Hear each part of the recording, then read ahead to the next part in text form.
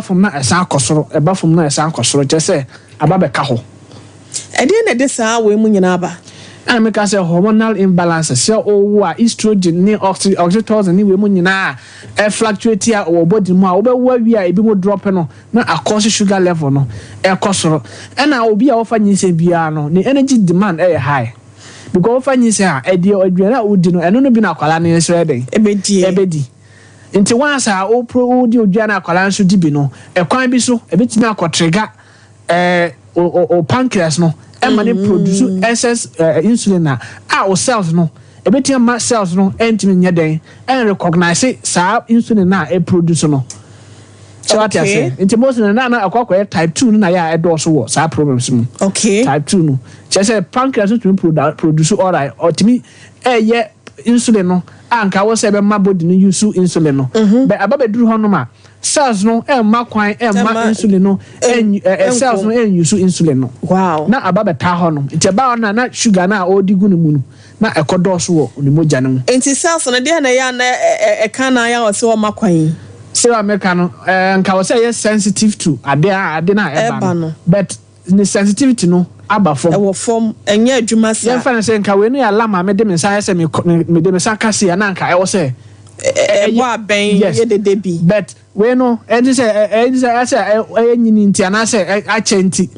wo de wo zanka enye den mo ben na say enye de because I don't know why you so a che aye weak weak Mami use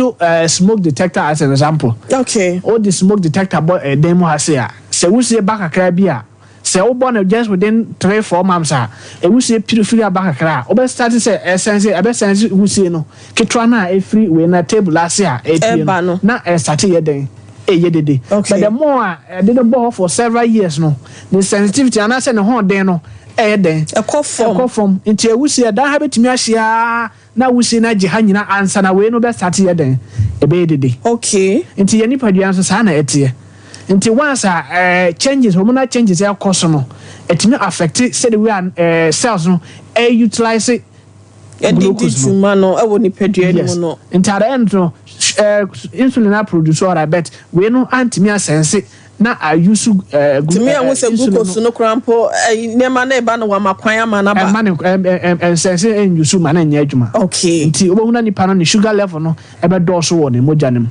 na wanya sugar problem dog types ya ye kan ho asem nyina nyam say last week dey retwe ho nkomo no o ma ye ti say bi wo ho genetic ana say bi heredity we say no so sa na ti ana yes sugar fabusia okay say onana o maame o papa o uncle e wo bia wo say wo so no o hwe o lifestyle yi je say wo so no wo bi furu maame ye masa na wa pie mpo ye say na me kan ebi mu pese o meji atum obi o say ne e wo ni busuam ne maame obi ne aunties mu nyina so e wo bi ba ono so say o twam wo yesu di mu o pekra say o beto da bi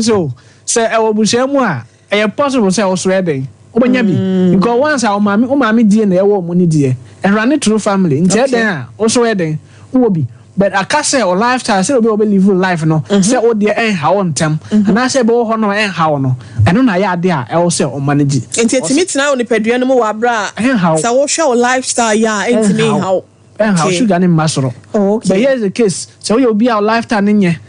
enya a bit the same o lifestyle no wa bra ba obo na nye the same anadwudidie okay you be type anadwudidie pa sugar and na bi mu ntia say adentina ono on dish duana sugar doso nanso wanya sugar problem ontia say because the situation na de yale ne ba nti waja sikire jikura nanso wanya diabetes no didia na ka na so na meme no yesi sugar any alcohol ne nam na e de ba ma aja ni nyina no so still diabetes na ba nti dia na ma sa de no e ba yam fa na say aduana me di sa mi abosen sa be say abo 8 abo getting to 7 see 8 abo ye da so ti ha ye pon na e ko du fi a me wa fa aduana o say me di 8 nyamoy afa na e ko akobo 7 afa na e ko 7 ekobo 7 okay nti say ekobo 8 na me ko du fi be 9 10 mu ho no ma me wa fa aduana o say me den me di duane no nti once I was say me di duane na me di am e koda no to say a car wa fill in the tanker fuel no wa fill fuel a what the park car na si o fuel ne that's where then e wo mu okay nti wa dis adwene na akoda no obodi na energy na obodi use no enye enough okay obodi use energy kitwa bi because home na home nko na energy a o use because musculoskeletal system na ya de a consume more energy and na consume more energy wo body no but wa akoda eno na relax nti home na o home ko body no no eno na energy kaka o use nti e beba say sugar aduane na me di ni na e sugar na wo body e be tie wo sugar moja no okay nti tie wo moja no mu a e be elevate me sugar level no nti me yo bia me ta keep sa habits na me di ya tempia no me sugar no be do so wo yes o ayi no kwaso so na for check no na sugar level na dey I was because Andra would late hour. Want me and you to body no enya hwe nti ama sugar level no eden. Abasoro. Nti ya dey outire saa koso a continuously a obetimi akonya sugar problem a onti ase ade nti a waja sugar dia, waja alcohol no ma, waja nam wi a still na no wanya sugar problem. Because na jodi ebetimi ma wade enya bi. So we obi a our family history of diabetes. Na o tanom alcohol a ebetimi affect say the way our body use insulin obia otano munsapa na wabushiam ebia mo sa ha no bia e was so you careful okay and I say we obia on soft drinks any sugar the sugar e do so wo mu no na otano mo a e was so hwe yie yanga say men no but hwe yie ni also hu limit baby also odu onom du until so na maybe club bottles by 5-4 and I onom a day and I said, "They make sure so near to be and I said 3 Oh, you are causing more harm to the body. Okay, easy say. Yes. Until also nim say the wa only obet me den. Onum ko do limit be na why den. Wajai because trust wa e betime mo sa how how. Last week in the dog home I yet say your friend is saying diabetes say ti mi nyankwada. Now what can soft drinking so one sem wa hasen will be o take more of it because of sugar sugar na your mudi go do no ntino enkwada nso ene o ma bo manu mo ede omo pe drinks ni ade no omo ade at risk se bi enkwada omo di toffee chocolate ni soft drinks ni ade no they are at risk wow o hwe sisi ankwala omo growth any those days growth na enye pe because see adwan na omo di no Emma nyini more than their age and obetimi this kind of malnourishment betimi aba malnourishment no chese obetimi aden aye of beast obetimi ne weight no obetimi aden obeye kese mo so nti no Emma nipa no ye prone to diabetes no okay so obesity obi oye kese bi mo dupa yes obetimi risk say obetimi anya diabetes on diabetes ntam kwan na etia kra etia obetimi anya bi because say the way our body demand for energy no energy we are you betimi ama how no aba o sugar level betimi akosra abra enye den emba form nti I possible say nkwala omo ta disadwan na omo put on weight unnecessary weight na omo gain more weight no they can easily develop the problem what about say ebia on odidi and also on that soft drinks but onye kese but o take more of it anya kase fon kwa na diabetes ko twa so timi nya bi bemba je say we will be a overweight or weight no el broso a wo highest chance they obey no kra yes wo highest chance obi a o men onye kase enso kra nso a ana yenkola no ade ama entimi ha omo ne say omo no they are always active nkola mo de omo koba omo hurihuri omo koba mo nti body no ebe force exercise ya dey force muscles no use sugar no okay Bayan penyimfo no odidi wi a ya sha obetena ase anase okokoda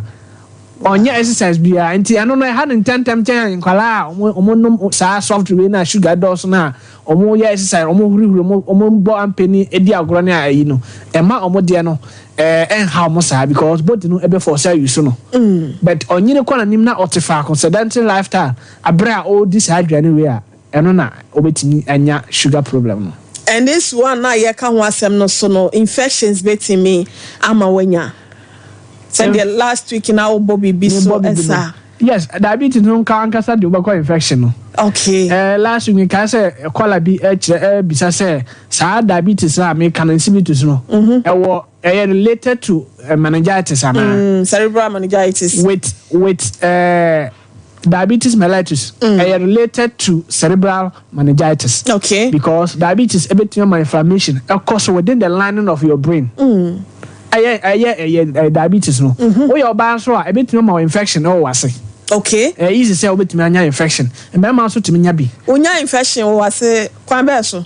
Enam say sugar na e wo Johnson mo no. O Johnson and Johnson na sugar. Ebi a Johnson ne fa na se woni no. Yes, a Johnson na sugar. Nti once a Johnson e sugar no, your normal flora, your bacteria o ho no wona se a, normal to that place. Okay. But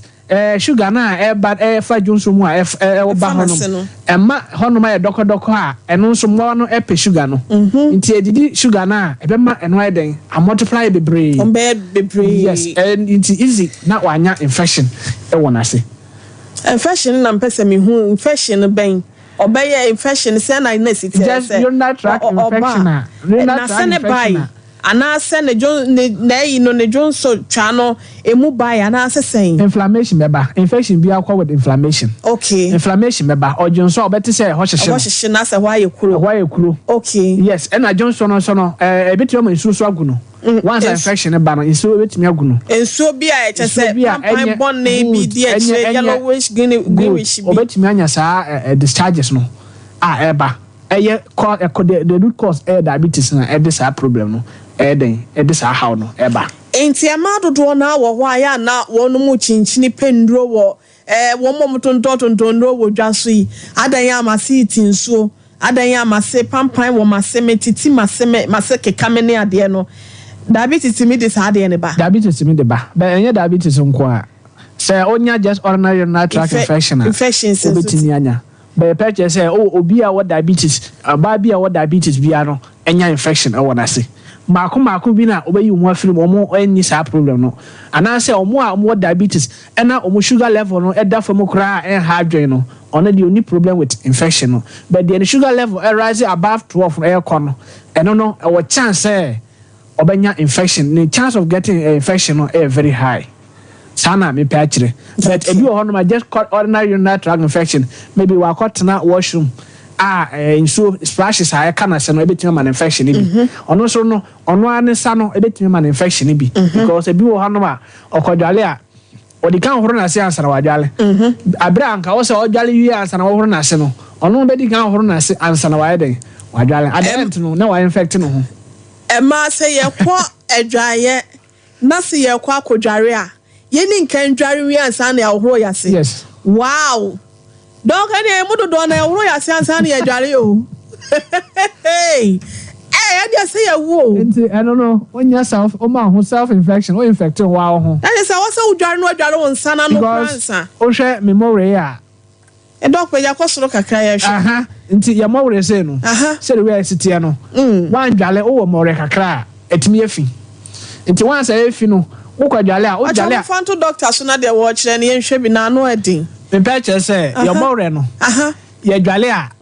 etimi ma memory no ye den emufi clean kama ansana wo de ahoro wase but ufiri abontin a wo de aye dwuma na amawre no enu etuntun sa na efi etaltal ho no wase ho no so ye ababi a ye very clean a enu ankasa clean no ho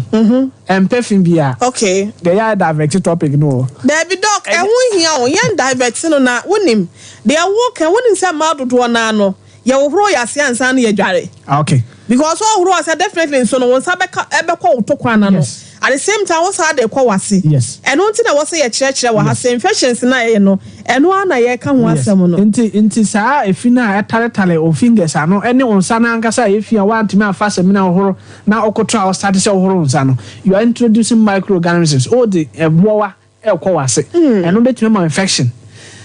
da akonso ni ebi so ho no ma okọ ba bi wi a anka wo se odi tissue no epepa from any nanim ekọ na chi no ono mom start na chi e di bananim wako sebe wako toilet wi na opepa na to kọ na chi no odi tissue no mom pepa banani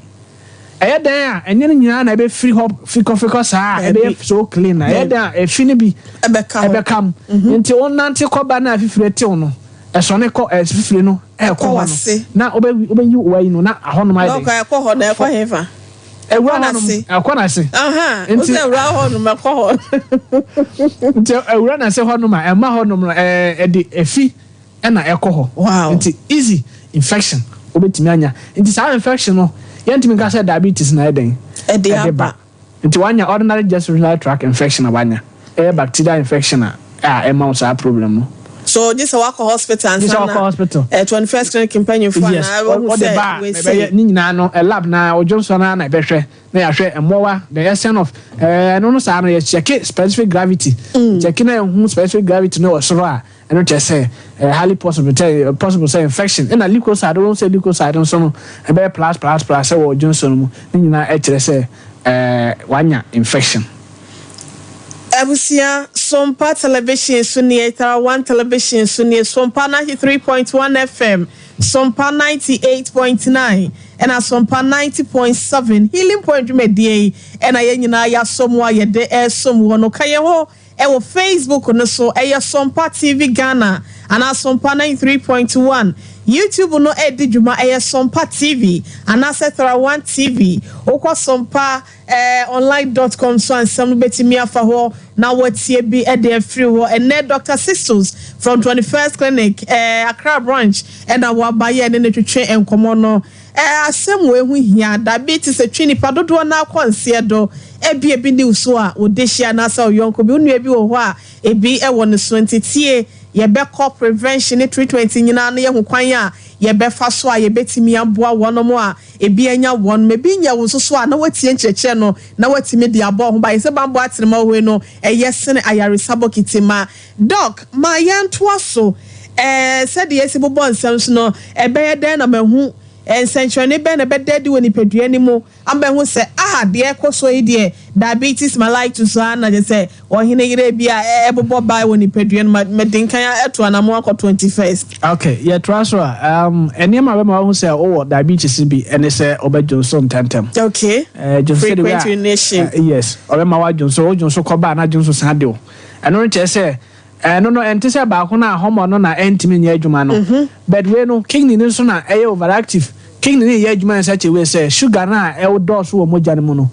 Pese enyi mfiri ho. Okay. And balance sugar level no. Balance blood pressure no. Nti de be say e betwe nsuo eni sugar no de ba no ho. Etwemba na de ko. Okay. Nti no so no e ma wa Johnson tentem sa the more Johnson no the more nsu kom so e be de wo. Na Johnson no the ma say o de na diabetes say Johnson no o testi a o be fele say e from sugar wom. Okay. Nti mellitus means sweet. So what mellitus means sweet. Nti no obetics concern sweetness e wo Johnson no mu. Okay. And also na Johnson wie na okwa obo say entate den aba ho. And also na Johnson na o twintesu a obo say entate den afum ho. Yes. And obo say wa num no e be dokodoko.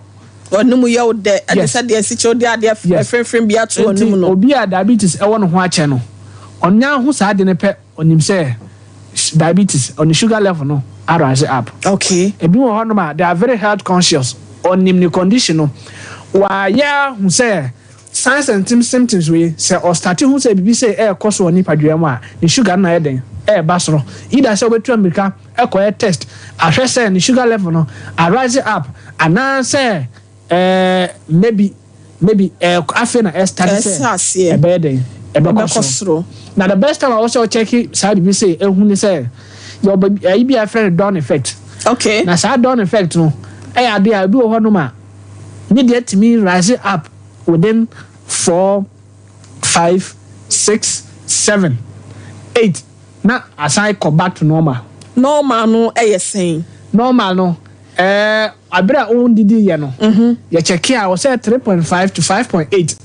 3.5 to 5.8. That is the normal range. Abira own didi. Okay. But so didi 3.5 to 7.8. And my random blood sugar now. Why did you do an avian? So we checking a brosa. Then I was say, we check it. You're checking once on confirm say obi or diabetes. Okay. So checking out once now almost say I was sign check it biome. 3.5 to normal one or 3.5 to 5.8. 5.8. Fasting blood sugar. Okay. But random blood sugar 3.5 to 7.8. Until checking out a normal range now. Then I will say, keep your eye on it. Now we check it severally. Until check it to do now who say still now the normal range now. I also seek medical attention. Okay. Na wa kona omo ahwe e bia diabetes na start say ebeba. It is how don effect America no. E bi o ho a ne dia no anajo be ahomache be 3 4 5 6 adichi be 6 7 8 no e na ne dia ne ba soro. Okay. Ebo na ye kwa na asan ba asif say normal bia enye den ha no ne ye don effect. Nti eno no ye ka say ukoda anwumre be 6 check it natural record na to o record the figure na unya ye na dia to record to o sori ahomache be 5 6 o no a san check biom na fa to na to 5 to ya na hwe difference a eden ewom nti wo sa don effect na the next morning no o check here o banya times 2 of the onya ndra no ntandra ye fa sandra onya 5.2 adichinye o banya 10.4 okay as o blood level just say o there no don effect okay nti one check na no pa hu da say o diabetes because o be check somewhere 8 9 ho na o there no normal meanwhile diabetes no dey e wo honom nti eno no ye mere a wo say o said e time a wo say o check now you can insunom say the way o lose insuo no e wo say o replace no okay your body no say insuo na balance a problem pa okay yes say insuo na balance a e do so a a problem say insuo do so body mu a won say online start here dey e tatai insuo do so ni pedua ni mu a yes na say asha tatai tatai wow if there's fluid overload in the body but say online no start tatai you start to see tearing bibi kakra na oni so e dey eba o ha mo kra na insuo no okay you want am say no nsuo dudu yes but it was a balance wow yes your fluid intake and then output chart it me check na hu insu a odi ko mu ene de odi ba abontin na a balance say balance a ontimi tena say we a me ne wote ha ye kasai enti mostly no ye hia pa say onu de dodo na o de pia abontin no sare place the same dodo na ekobody nim enti ke be ya okokwadwun so washroom ba bia na ehu hia so obesa no mu so na bia no ye lose a healthy person lose Johnson be from 1 to 3 liters a day so me can ya the gallon na say bottle in so bottle na ya say no liter no ye pure water mienu okay nti o de no susu a obi timi lose pure water no mienu a day ebi timi lose pure water no baako a day okay ebi timi lose pure water no mienu 3 let me say 5 a day nti pure water no na 1 liter no okay ebi lose 1 liter a day ebi lose 2 liters ebi lose 3 liters depending on activities the audio body ni ye any say the way a onum isuo no say me you super say you sachet water no mienu a na say the whole of the day me num nsuo more than that nso so because say so bro so a e wo ni pedua ni mu a e ma wo na say tata ya na say peja no say me num nsuo da komati mi anom sachet water no be 6 and 7 and I me fan say 5 na say bia 2 liters ya ye kan ho asem na bia free me ni pedua ni mu a me wo rex bi say metimi akonya na ase atata na say me na say peja anya obi ara na ase atata o me pa che say nsuo no say ekwa overload a ewo ni pedua ni mu a ade a be trigger mo anu nsuo any dey free body ni mu no activities adwuma o ye ye fan say obi a ogina wiam wiam adwuma efifrete no e mane no nsuo mo ontimi fan toto wo a wote ekona se a nsuo a wo be nom ne de nipa ne be nom no enye pe okay but me purchase say onum ne dodo na there's imbalance ama body na ntimi a balance we na and na obehu say onan no etata and also you come with penyimfo okay not young person I mean no eti hasi and I just say otina ka mu ko be say hana aka na osan ba and obe start hu say ana so otina ka mu e ko be say hani esrem and na obehu say onan say den atata and no nche say nsuo no na e do so because moja o say the way out no moja no ebre frosoro ebre entina ma na che say wo mfa nya adwuma bia na otefa ko okay at the old age no okay eno na eden emma saa we no na se tata no eden eba at your old age men no mi so bebre abre a onye den onye adwuma bia sa onante bia enti inso no eyama body no but you will overload so ho no okono no bebre a eno so ebe ma how say eno so wa nom bebre wa nom inso so a eno so be how be enti that there's this kind of balance a eno no your kidney na e boa at the time obodi no say inso do so obodi no mu o kidney be so le ye adwuma girigiri say e betimi aden ama Johnson Iden IP sa last week topic na discuss ya no say ko ba say hu say nsuo no edoso wo moja ne mu anase edoso wo body ne mu a there's something we call antidiuretic hormone inhibiting what is that hormone okay so hormone okay inhibiting no stop no say man produce ma nti stop no say man ma nti once I no amba no sugar na nsuo na wo body ne mu ekọ na a regulate no but say ko ba say nsuo no endorse wo body ne mu a eno na yeden ebetimi produce a hormone no na hormone no be stop nsuo na free body ne mu ko bebre no na ebi mu yeden a return akọ body san return akọ body no okay nti with that aspect no your kidney etimi control balance say the way nsuo no ekọ out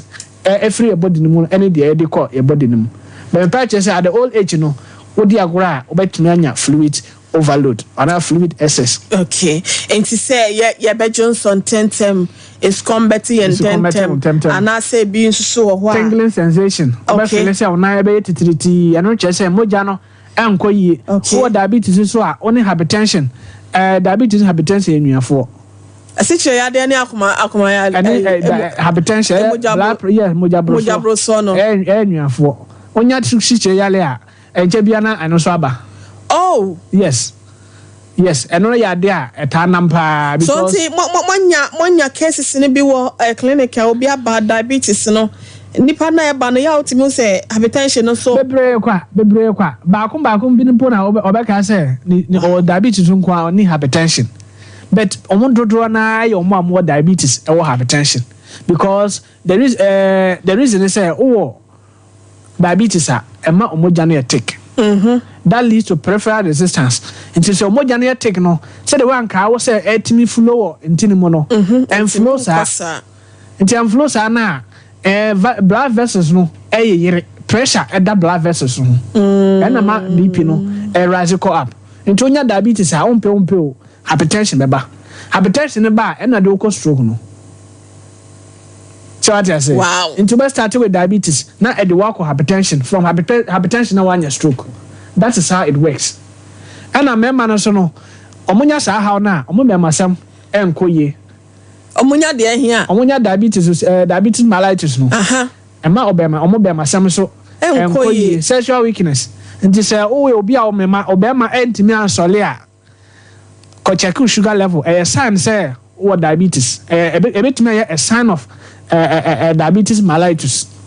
Obi be ma sori na san hoden so ni mo e. Eno America ho asem no. Eno obi nso de ho say last week obi friend no say ne be ba be say bosome mienu kwa bosome yense ne fon wa na efon. Nti eno America diabetes anyway betime masa no circulation na yakọ be ma no ho say anko yi a be fon infection e ba be ma no ho a e betime ma no so den afon. But the me pe say sugar na e take ni nti Bema no so intini a wo honom no intini tiny verses na wo ho eno no sa keten sa tiny verses no eno na etima bema no ye den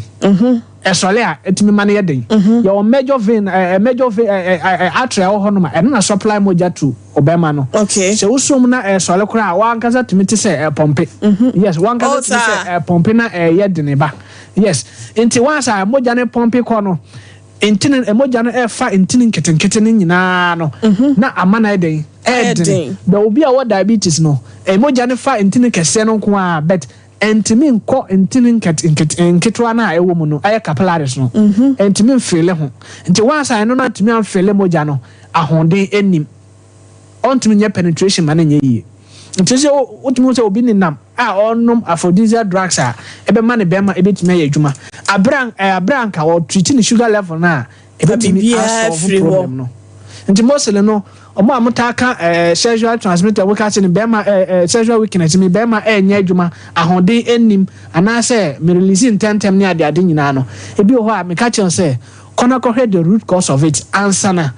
ana se my the root cause of it answer ya mo waduru men ko to aduru abonte started num abra onnim de ntina ma obema no entimi solve also o try say obeye sa labs no na wa hu say obema no o sugar level e da baby kama but sugar level no was so a to adwumu men try say okokoto any bia metina no ma wa ye den adwuma but try say obe solve o sugar problem no ansana why den ada bia o se o ye bia no na why aka ho but no say obekoko dikan atowei Awusia emema mo wo fie mo amowo adwumam mo amote care mo ya mo tie healing point dwumadie mo ada roma wa wo be ma atwe akomu wa wo be ma nsoso afon na nse oba bi wo se wo hene ire mikunu na nse ne be ma fon afon no wo de wo mekura sepa ne na ba na ewo me ba sa me ntie nije bia one me da na me te yaw minya kuranka mesum no se da kokora mpo de e ka adwen ko osum ne kunu no efiri ne so because na ode wono dodo ni nyina ne se afon ana se ayese fiafia se pane mesro wo de no so e bia ejina so setie ni but ahode nim o ka se wo free Sompa se nom kwa so am run about krampo na wunu na bia na se your friends fidelity wo krampo na wa ati asan ana sa wo de no kra no ensole kra me so for ni chimo 21st clinic wate na se ese de ekoso ne de anya aphrodisiac asemo koma ye hwehwe mo mfama ho ye number no betimi afre doctor no no wadi nkomo 0540 311 311 0540 311 na eniema koye e de amount hey doc apart from that na de baby na ye fa signs and symptoms ne ba ko mienu bi wo ho a ye de beka ho na ye nkoye nimu a diabetes so no one sign and symptoms say onya kuru a nkuru ne nwu onya kuru a ekuru ne nwu da yes na etre ko diabetic wounds wo ho no ma enwu kuru no kwa na ekoti e de benti na ma ne basa sini nyina ya circulation a enko yie mo jano ntimi ne afrusa ne yie insan say sugar ne dose ma mo jana etik ntimi nko nti sugar ne kokko tai baby akuro ni wo no nti tai baby akuro ni wo na emma mo jano niam na ewo ho anka betimi makuro na ewu no ntimi mfa nkoduru honom emma kuro no nya den enwu nti eba na abetwoko sugar na achi na edidi ko nti ekọ nyina no na edidi ekọ achiri because moja na ntimi nduru hompo nti ayese obi a wo diabetes bia no hwe onantie ye o use sharp objects and knife ni we a wo de twetwa ne ma ade no onam bia hwe ye na ma ne nya de twawa wan hwe a okuro no enna ma o twa amanfo bebre nan no yes nti wo se kuro da obi nan ho a for so many years akuro no enwi na nipa no obre obekọ do hospital na say onan se baby akodun de agese yetwa na ya twa ne na ya den afiri honom insan say moja no omoja kura kwa na kuru no be den edidi ko nti say o sugar ana say onya kuru na ho akuru ni for so many years akuru ni wu ya kona ko check sugar level hwe ebetimi aba say sugar level no eno na abasoro ema saa we no eba entimi enye den kuru no eba entimi nye den enko but the cardinal sign and symptom for this diabetes mellitus niema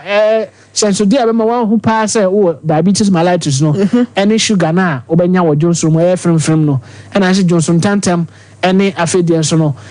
excessive test how much to come ebedo saa niema no yade a ebedi kan obia be ma widen eba obia be hu say diabetes na yeden eba na doc ekomo so timi de won tem na also timi feel say fatigue bi unya say ni wo honam ni mu ema komode o ema also didi nso deep yes o didi pa come because ema time the more ojo nso the glucose na nka wo cells nya no enya cell enya eno aduane ni ho krampo ebetimi a reserve wo ho de ama ni peduano glucose na o cells no na ma komode o no because cells no they feel say comedy omo na ade aye pe na glucose na aba e wo moja no bet ankodru cells na nkasa ma ne nyeden enyusu nti ebe trigger hormone na ebe ma wa yeden edidi no hanga ebwe no na ama wa yeden ama odidi sisi a na kom san de na wa san den na wa san didi nti odidi nyina no sugar na ekogu moja ne mu but endru cells no ama also didi. That is another sign and symptom. I will say, Amra will say, come do, start craving for food. Oh, did this is now comes and now sand the dear. I will say, oh, share or sugar, no so a ye. A bit of a hard drink. To woods ye, what had it din 10 temper, Miss Soyako 21st clinic. I has some more. And I say, be a com tade on 10 temua. Dog na, where's no so? your friend is saying wait no mu dro no enso etimi tiba form ana say o didi intentem no so etimi ma ne mu ye dubro so ana ani ntina timi ma ne hona ba bi no reduce obi ka say ne be ma afọ ho no because ebasara circulation no say the way American no affect the entire organs no okay say the way I say obrebo adwuma obrebo ntimi nya adwuma sa say the way kidney adwuma pressure da kidney ni so say wa akoma e was say adwuma no ha no wa dwen into diabetes a condition bi a onya hu chen ada ya lebet ye betimi kura perfect woni ama vision benya blood vision yes because in tiny vessels so wania eno no so famoja nti na say sugar level no cost no sa tiny vessels no so no asisi e mani pa ne nya den ontimi hu ade yie na wo ga say na ni wisi be ni nyina no start a ohun sa ne ma no je say ekọ anim kakra ansa na widen with the immediate sign and symptoms ne Johnson tentem ne isu na obenom ene koma ebede o ama odidi bebre no eno na ye immediate signs and symptoms a cardinal ones a obede obe start hu ekwa anim a na obe start hu say wani no ebeye wisi a hu ade bi o say ase enwa bi egunanim ontimi nya den obi gina ni far away a ontimi nya den o ni pa no because moja no entimi endru anini ye ama na ninu eye na adwuma kama Doc, complications being and a yan ye free side dear with him. Complications. You will be a friend diabetic ketoacidosis. Okay. I know your complication of diabetes. Now on your side problem now, a emergency case. I'm sure ya a bit me agitated system in your bit me ama or organs in United. I'll fall. Wow. Yes. Nti ko do hono ma a emergency case, and that is if o sugar level no is want me out control na mama nka we nipa bebre na no omonom diabetes aduro omotimi no maduro no so still na no sugar level no e wo soro okay onte ne ho ase okay and am lifestyle wabra bo na wo bo no enema bi wo ho ani kwan sa wo ye ba se wo ye obra wo sugar level ye de wa to diet so yesi men didi bebre na wo to ho abanku yesi men di banku mi no wa ma wife ana say wa nkasa na obode na wa bo ba ko a odi a be che mi no kra so ati ase wow because doctor say di ba ho ono no so akobo banku ba ho a che say ofa na eno anu no obo no mi no kra nke be bro so nti sa didi no ebetimi ama o sugar level no wo be no maduro so still want to manage no okay enu kwan say odidi mi obi a wo diabetes bia no hye so men didi mi o say odidi kakra come the one now say the kakra sope say the way enkola didi no sa pepe na wase na so open for didi yes sa na wase didi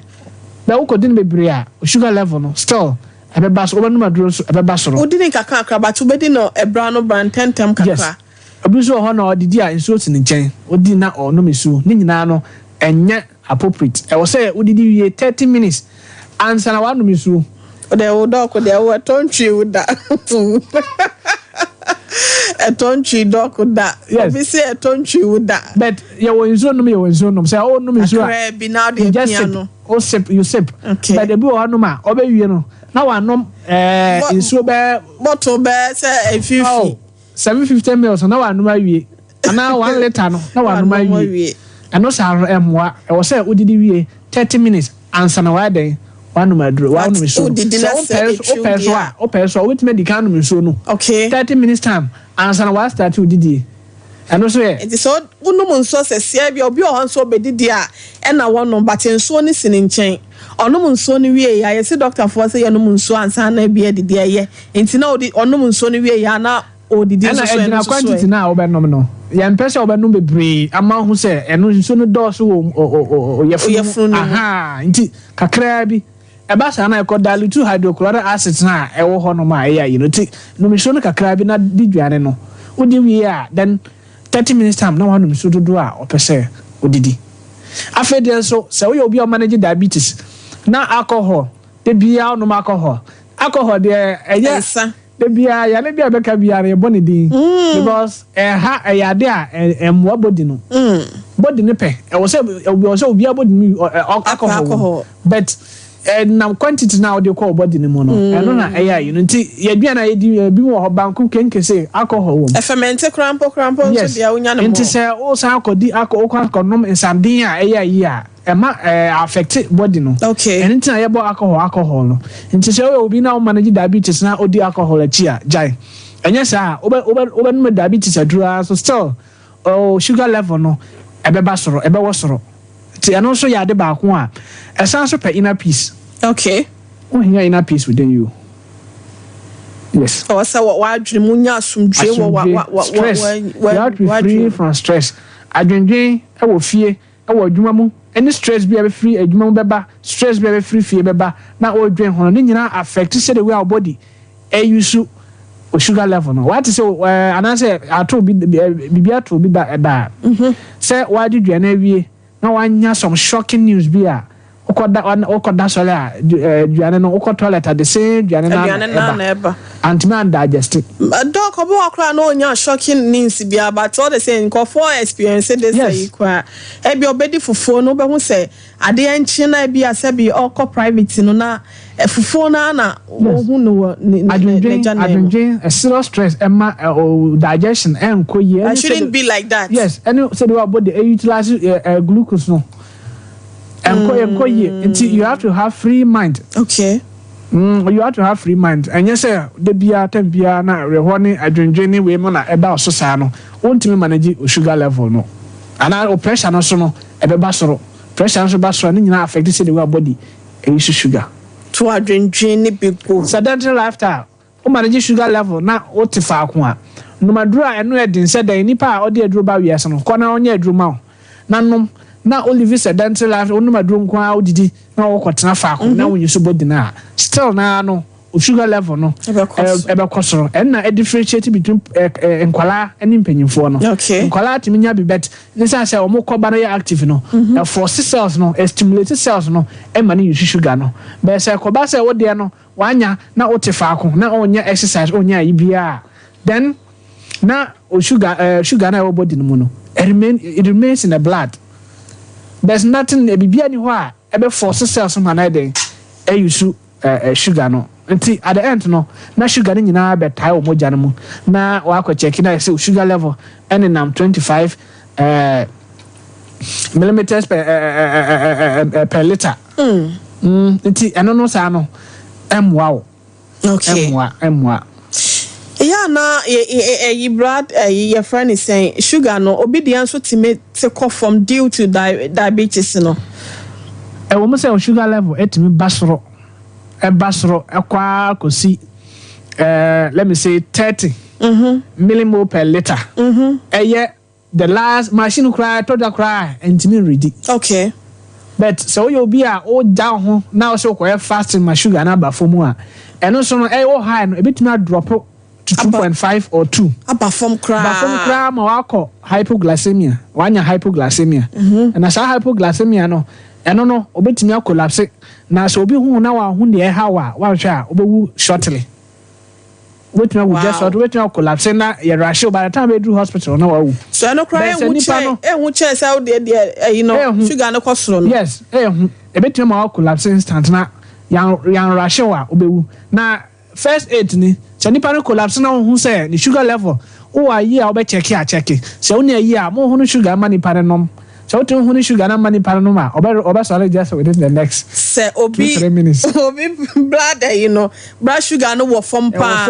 na say o ya wo toba ha na say o collapse ya hu no si chire ma no na ye fa ma no tentem na force 9 ko ne numanya ko ne na ya ipe a obe so okay that is one first aid I was say or the money panel sometimes I was say intimation sa first aid no people ha etona na ye pressure betimi akọ hospital na em fani panel ko na doctor ni ho ba bia o wonu mpo no before bedru kwa ho anya ka no enye easy ana say ji say odu tu motor so answer na ya dru kwa ho afaka akọ ebeto anajo a taxi driver ben na hwan na wo kokọ friend no anajo no say on be fa wo kofi. Into some of these things now say yensuya na yen hu say busuya yen ma family na yen no monte no this is the situation say asthma diabetes na o a bibia betimi asi anytime bia na ajo into ma obia hu say no was this situation come the white saying who say nkitinkiti den ache na ohun wo so o pagya de kura mu phone ni kura any weight no o ntimi mpagya chese o energy no abalo e wo low nti ko ba se wanya sa hypoglycemia na ama wa adwen no enye adwuma ni yi wa adwen so control obo ne di baby obo di nyina adwen so hia energy nti adwen no shate there then other organs nyina so be den e be shate enna be ma wa den akọ enna be ma wa wu ntem no enna be ma wa wu shortly kura se ya rahwe wa obewu nti se o ko hypoglycemia ana se won se obi collapse na onnim se o sugar problem try say o glucometer no wo fia check sugar level no o check sugar level na e wo low a try say mbe hunu sugar entantam na mo fa ni pare mo mani pare nya de onnom say glucose na wo honom a powder no powder na entimi nkọ na num ono ano o unconscious nti no ontimi nya den emmene nti try say onye mane nya nsuo nsuo na wo de gu na num a ekọ na yemu a ebetimi aden ebema na hoden emasa ni panaden etimi asole eno ye first aid say obi o diabetes mellitus ya wa starve no ho ana say bibi ni a wantimi andidi ntam na ekokoba se ni pana collapse a eniema we na obetimi ayama ni panaden a revive wa obetimi aboa ni pana madaden enya nkwa that instant but o page na o de hospital a omuano dog na so wanya we mu bia na se kire ni bi na se wonya ye friend saying me kubensuo bia bia shamot at that time the malt and I say bia dokodoko a sugar wo bia famano okay famano anya se ndese se obe sugar no se mas kenke mpo na obetimi aye na wo de sugar no bebre gum na anya nsunsu na famano na onoma okay ye ne samano obetimi aden anya nkwa okay yes no when say there what stroke ne ade no so what can stroke this particular complications in a bar okay say obinya diabetes and no as akonya hypertension yes lead you to stroke yes ebetima ma blindness so ebetima ma oni afra diabetes we mo ebetima ma oni afra na oni aya wisi na ho ade na ekwa akire a o kwan fa yes ekwa no yes this you know ebetima ma oni afra ebetima ma sugar ne do so say we make say take no adwene say moja na nkọ adwene yi a ena be ma stroke no so be ba no and stroke ba just any na untreated diabetes a ekọ animu a ebe ma us problems no nti wo sugar problem a try say obe treat we be ma obe masam no enko ye de bia wona wife be ko obitimi ga say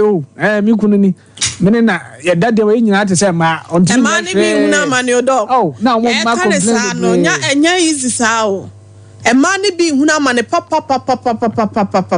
because okohia be ma no be ma ne bohobo yi kama emu wa ahoden kama ya wotimi didi na agro kama afi be ma no odi piano afi ahoden bi anim obi okro osesa no odi egum we nyina ya asem papa ni diabetes nti na wote wenu nti na ya na ye dwumedie we se bra ya no about 21st clinic aba so kakra wate na de ye no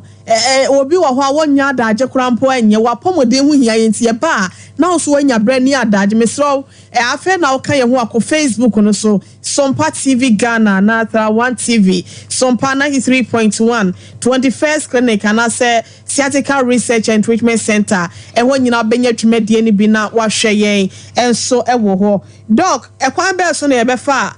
doctor from betimi ahwe na maboa ye preventive measures bia e betimi dia totokwan mu ne mofutuo kakran ba mu betimi advisor de be mane se ayade a ewo fie a se o yade a mutimi identify say diabetes ewo fie a ye beka se nkwala na ayetete omo no ye mpe kwan bi so e betimi atete omo an se chewe se omo nya how daachi okay omo duane die mu nyina no mama ma sugar ebe mfa sugar entete akwala no ebi wo ha ni duane a odi no sugar nka ho a onni okay sugar nka ho onni se koko ana say di bia obedi bia na sugar e na edo so mom e na odi the other bit na kan ho e na kan ho nti sa duane a odi nyina sa na odi be den odi be nyini okay nti e wo say family food time e bia no mama enkwala ni hu say this is what is